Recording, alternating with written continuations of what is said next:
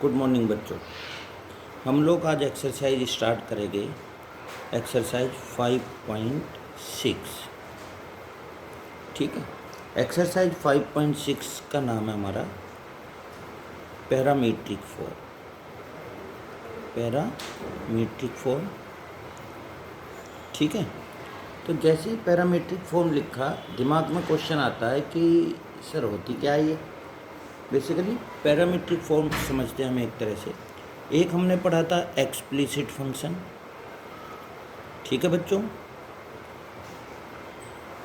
जिसको अलग अलग कर सकते थे। एक पढ़ा था हमने इम्प्लिसिट फंक्शन, जिसको अलग अलग करना मुश्किल था।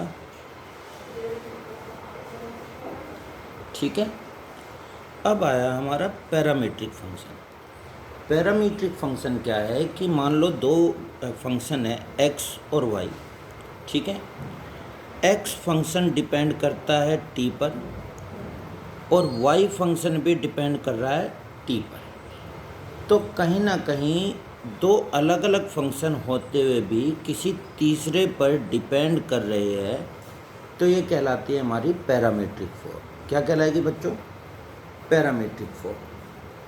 तो पैरामीट्रिक फॉर्म को कभी कभी हम शॉर्टकट में लिख देते हैं dy/dx dy/dt इंटू dt/dx, या कहीं कहीं ऐसा भी लिखा जाता है dy/dt अपॉन dx/dt। ठीक है। तो यह है हमारी पैरामीट्रिक फॉर्म। देखते हैं। क्वेश्चन था जैसे x equals to sine t and y equals to T square. अगर मैं डिफ्रेंशिएशन करूँ इसका विद रेस्पेक्ट टू t, तो dx/dt कितना आ गया हमारा? cos t। अगर मैं इसका डिफ्रेंशिएशन करूँ विद रेस्पेक्ट टू t, तो dy/dt कितना आ गया हमारा? 2t। तो देखा जाए बच्चों, पैरामीट्रिक फॉर्म का क्वेश्चन है ये। ठीक है। और यहाँ t पैरामीटर है। क्या है? t पैरामीटर है। तो अब लगाओ फार्मूला। dy/dx क्या है? dy/dt into dt/dx। dy/dt कितना है? 2t। ठीक है। dt/dx क्या है? इसको पलट दो। इसको क्या कर दो? पलट दो। यह है ना dx/dt, से पलट दिया तो 1/cos 2। और यह आ गया बच्चों हमारा आंसर। तो पैरामीट्रिक फॉर्म में पैरामीट्रिक फॉर्म क्या है बच्चों? जब दो फंक्शन तो अलग अलग दिए हैं लेकिन वो किसी तीसरे फंक्शन पे डिपेंड है, तो वो हमारी कौन सी फॉर्म कहलाएगी? Parametric form. जैसे क्वेश्चन आ जाता है हमारा x equals to a sine theta minus cos theta and y equals to b cos square theta. ठीक है। और कहता है कि dy/dx बताओ। ठीक है जी। dy/dx का फॉर्मूला क्या होता है? dy/d theta into D थीटा/dx। अगर मैं डिफ्रेंशिएट करूँ with respect to theta, dx/d theta, a constant है, साइन का कोस और कोस का माइनस साइन। अगर मैं इसका डिफ्रेंशिएशन करूँ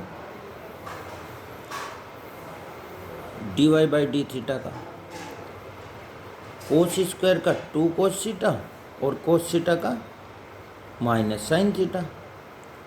ठीक है बच्चों। वैल्यू पुट करते हैं अब एक बार।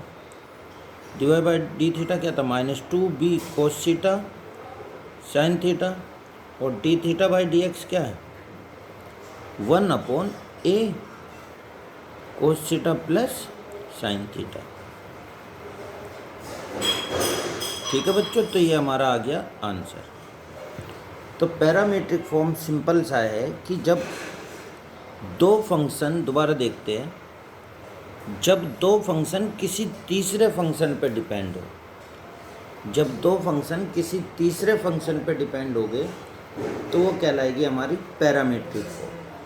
x equals to T square आ गया, y इक्वल्स टू 1/t आ गया।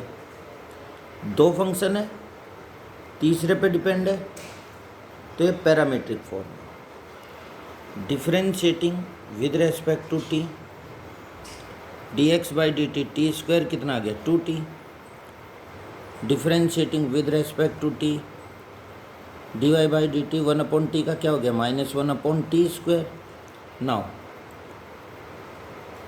dy बाई डी एक्स क्या आ गया हमारा dy by d t into d t by d x. D by d t क्या है -1/t स्क्वायर, और d t by d x क्या हो जाएगा 1/2t, और d y by d x की वैल्यू आ गई है बच्चों हमारी -1/2t³। ठीक है बच्चे लोगों, तो ये थी हमारी पैरामीट्रिक फॉर्म। ठीक है, ये आपकी एक्सरसाइज थी 5.6, और अगर किसी को कुछ भी प्रॉब्लम आती है तो मेरे को मैसेज करो। ठीक है, ओके।